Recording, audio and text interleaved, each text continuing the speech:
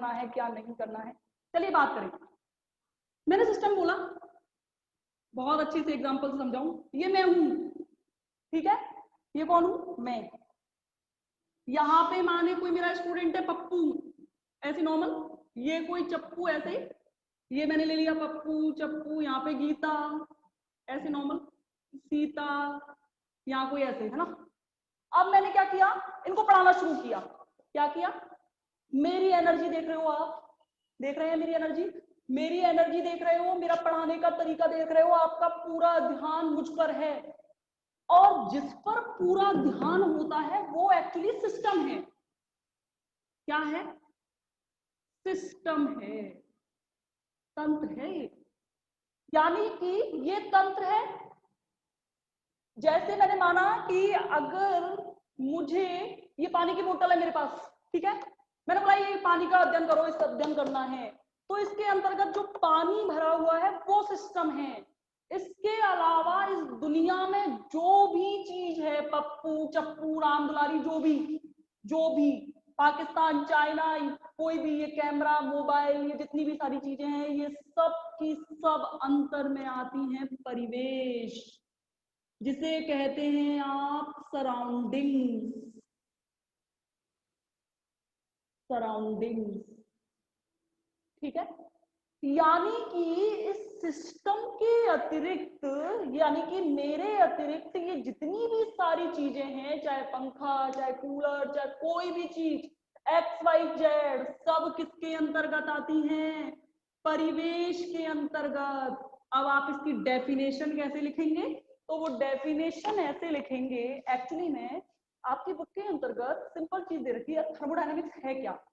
Thermodynamics में simple definition दे रखी है, ऊष्मा के प्रवाह के अध्ययन को ऊष्मागतिकी कहते हैं। चाहो तो उठा लेना, सीबीएच की किताब का पहला पेज है, ये दे रखा है, ऊष्मागतिकी के प्रवाह के अध्ययन को क्या कहते हैं, ऊष्मागतिकी कहते हैं।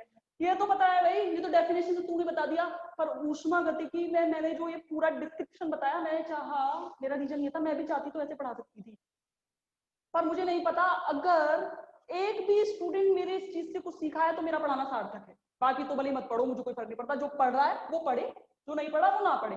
जिनको लगता है हम बहुत टैलेंटेड है, हमें आता है, तो वो कोई दिक्कत नहीं, स्किप कर सकते हैं क्लास। अच्छा, मैंने बोला ये परिवेश है, ठीक है ना। जिस चीज को, अब आपको मैं डेफिनेशन बुक के अकॉर्डिंग दिखाऊं तो आप क्या लिखेंगे इसका, आप कहेंगे मैडम हम जिस चीज पे अध्ययन कर रहे हैं, जिस चीज की हम स्टडी कर रहे हैं, जिस चीज पर हम पढ़ रहे हैं, वो मेरा क्या है, सिस्टम है, तंत्र है। यानी कि ऊष्मागतिकी का के अंतर्गत तंत्र वह है, ऊष्मागतिकी के अंतर्गत तंत्र वह है जिसका चयन, या फिर मैं कहूं कि तंत्र ब्रह्मांड का वह भाग है। सिंपल डेफिनेशन के अंतर्गत मैं लिखूं यहां पे सिस्टम, सिस्टम, तंत्र, यानी कि मैंने क्या लिखाया, तंत्र ब्रह्मांड का वह भाग है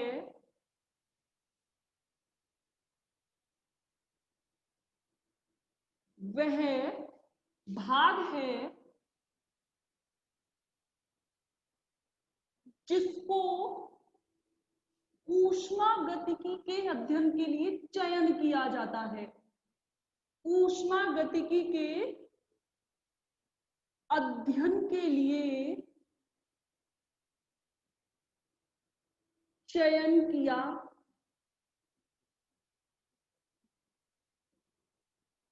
जाता है।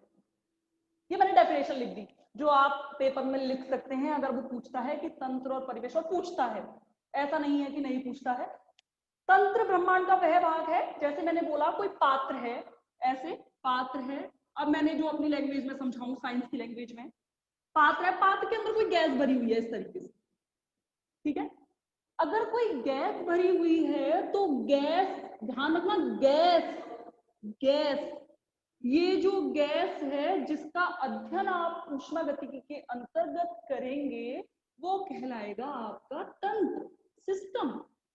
क्या कहलाएगा, तंत्र। इसके अलावा दुनिया में चाहे कोई भी चीज हो, मैं नहीं जानती क्या है क्या नहीं है, मुझे ये भी नहीं पता कि वो है या नहीं, सब कुछ परिवेश के अंतर्गत आता है। यानी कि तंत्र को छोड़कर, चाहे वो पप्पू हो, चप्पू हो, गीता हो, सीता हो, चाहे जो भी हो, मुझे नहीं पता, जो भी होगा वो सब किसके अंतर्गत आएंगे? तंत्र को छोड़कर अन्य सभी वास्तविक चीजें, अन्य सभी वास्तविक वस्तु किसके अंतर्गत आती हैं? परिवेश, सराउंडिंग्स कहलाती है बच्चों। अब देखो, ये तो समझ में आ गया। एक चीज बता दूं मैं, तंत्र बहुत इंपॉर्टेंट चीज है, चाहे वो सिस्टम हो चाहे वो सराउंडिंग हो, हमेशा रियल रहेंगे, वास्तविक, नॉट इमेजिनरी। ध्यान रखना, हमेशा वास्तविक होंगे। यानी कि मैं हूं तो मैं हूं, मैं रियल हूं। पप्पू है तो रियल है। या इसके अलावा आप में से मुझे किसी का नाम नहीं पता, मुझे पता भी नहीं है, आप मुझे फर्स्ट ईयर में नहीं पढ़ पाए हैं मुझसे, तो फिर भी जिसमें से भी जो भी स्टूडेंट हो, दिव्या, विद्या, जो भी नाम हो, वो क्या है? सब के सब रियल हैं। चाहे ये पानी की, चाहे ये डस्टर है, चाहे मार्कर है, चाहे मोबाइल है, चाहे कुछ भी है, वो सब क्या है? रियल। यानी कि हमेशा तंत्र और परिवेश, तंत्र और परिवेश हमेशा कैसे होंगे? रियल। बताओ, एक चीज और बताओ मुझे, क्या ऐसा पॉसिबल है कि इस तंत्र और परिवेश को आप एक दूसरे से अलग नहीं करेंगे? क्या पृथक भी तो करोगे? क्या करोगे? पृथक भी तो करोगे। और जिस जिस सीमा के अंतर्गत, जैसे मैंने माना ये मेरा क्या है? पानी भरा हुआ है पात्र के अंतर्गत, और यहाँ एयर है, ये भी पता है आपको, ये एयर है, आप अच्छे से जानते हैं। ये जो एयर है, इस एयर के अंतर्गत आपको पता है कि इन दोनों को एक दूसरे से सेपरेट कोई चीज कर रही होगी। मुझे नहीं पता क्या है वो, क्या नहीं है, उसे हम ऊष्मा गतिकी के अंतर्गत बच्चों परिसीमा कहते हैं। क्या कहते हैं? परिसीमा, बाउंड्री, बाउंड्री कहते हैं। ध्यान रखना, बिना इनकी डेफिनेशन के ऊष्मा गतिकी पढ़ना बेवकूफी होती है। मैं जब भी पढ़ाती हूँ, जब भी मैं थर्मोडायनेमिक्स स्टार्ट करती हूँ, मैं हमेशा कहती हूँ आपको सिस्टम, सराउंडिंग्स और परिसीमा की परिभाषा जरूर पता होनी चाहिए। अगर आपको नहीं पता तो आप बिल्कुल ना पढ़ें, कोई दिक्कत नहीं है। मैंने क्या बोला? यानी कि जो सिस्टम और सराउंडिंग्स को एक दूसरे के साथ क्या करेगी? पृथक कर देगी, वो क्या कहलाएगी? बाउंड्री। अब आप सोचो, ये कोई मेरा पात्र दूसरा पात्र है, मैं ऐसी एग्जांपल के थ्रू, देखिए ये डेफिनेशंस चाहे तो आप लिख सकते हैं, चाहे तो आपको मेरे नोट्स अवेलेबल हो जाएंगे, उनमें सब कुछ लिखा हुआ है, वो मेरे हैंड रिटन नोट्स हैं, मेरे हाथ से लिखे हुए नोट्स हैं, तो आप आराम से उनको पढ़ सकते हैं। कोई दिक्कत हो तो मुझसे पूछ भी सकते हैं, ठीक है? कुछ तो ऐसे हैं जो मुझे जानते हैं, कुछ नहीं जानते हैं, तो देखिए कोई बात नहीं, सब जान जाएंगे। तो जो बच्चों कोविड का अगर असर नहीं होता तो हम इंटरेक्शन आपस में कर रहे होते। ओहो, इंटरेक्शन से मुझे एक चीज याद आई, इंटरेक्शन से मैं एक चीज आपको लाइन बताना भूल गई। मैंने आपको जस्ट इससे पहले एक एग्जांपल दिया था जिसमें मैंने कहा था कि एक गधा है, वो सर के पास गया। सोचो अगर गधे का और उस सर का, यानी कि उस लड़के का और उस सर का आपस में इंटरेक्शन नहीं होता तो क्या एनर्जी ट्रांसफर होती?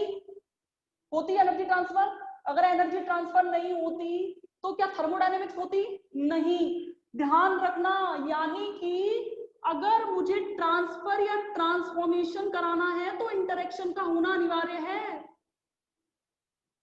इंटरेक्शन, इंटरेक्शन का मतलब आपस में बातचीत, यानी कि आपस में एक दूसरे से मिलना, बातचीत करना, इंटरेक्शन होना इस दुनिया में कभी भी। ध्यान रखना, एनर्जी जब तक ट्रांसफर नहीं हो सकती जब तक आपस में इंटरेक्शन ना हो, आपस में वो एक दूसरे के साथ मिले ना, जब तक आपस में उनके बीच में बातचीत ना हो, तब तक एनर्जी का ट्रांसफॉर्मेशन इम्पॉसिबल है।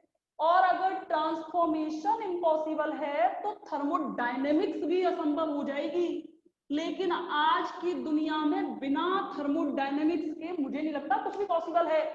ध्यान रखना, इंटरेक्शन का होना अनिवार्य है। मैंने क्या बोला? मैंने बोला कि माना ये मेरे दो पात्र हैं, एग्जाम्पल के तौर पे देखेंगे, ये पात्र है, इसके अंतर्गत माना गैस, चलो आप गैस वैस के बारे में तो बोलो मैडम बहुत हाई फाई चली जाती हो, पानी के बारे में बात करते हैं, पानी सब पीते हैं, गैस तो मैडम कहोगे हम पीते थोड़ी है। पर गैस तो